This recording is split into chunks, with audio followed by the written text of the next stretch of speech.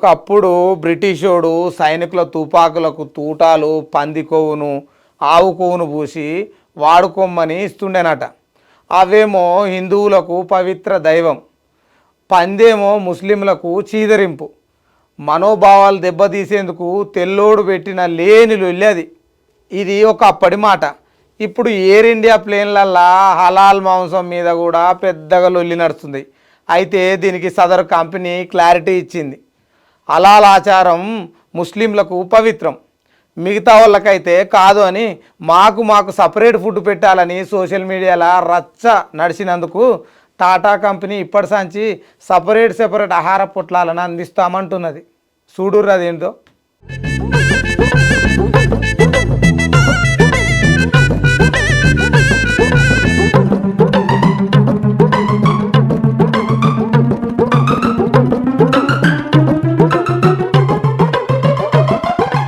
కొన్ని దినాల సాంచి ఎయిర్ ఇండియాలల్లా హలాల్ ఆహారంలో వెళ్ళి నడుస్తుంది.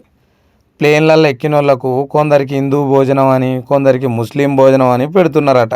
ముస్లిం ప్రయాణికులకు హలాల్ ఆచారం అంటేనే తింటరా, హిందువులు అట్లా తినరా. అందుకే ఎయిర్లైన్ ప్రకారం MOML స్టిక్కర్ ఉన్న భోజనాన్ని ముస్లిం భోజనంగా పరిగణించాలనేనని SPMLను స్పెషల్ మీల్గా పరిగణించలేనని పెడుతున్నారు.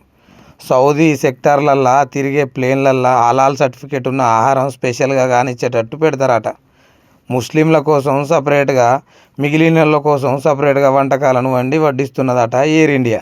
ఇదే కాకుండా జైన్ల కోసం VJML ఆహారాన్ని, జ్యూస్ కమ్యూనిటీ కోసం KSML మీల్స్ను అందిస్తున్నారట.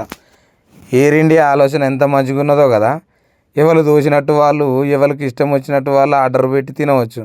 అయితే ప్లేన్లో కూడా హిందూ ముస్లిం లొల్లేనా అని కొందరు సగం తెలిసిన వాళ్ళు అట్టెట్లా పెడతారని అందరికి ఒకటే రకం మీల్ పెట్టాలి అని పనికి మాలన ముచ్చటను కూడా బయటకు తెస్తున్నారట. వీళ్ళ పిచ్చి పాడుగాను.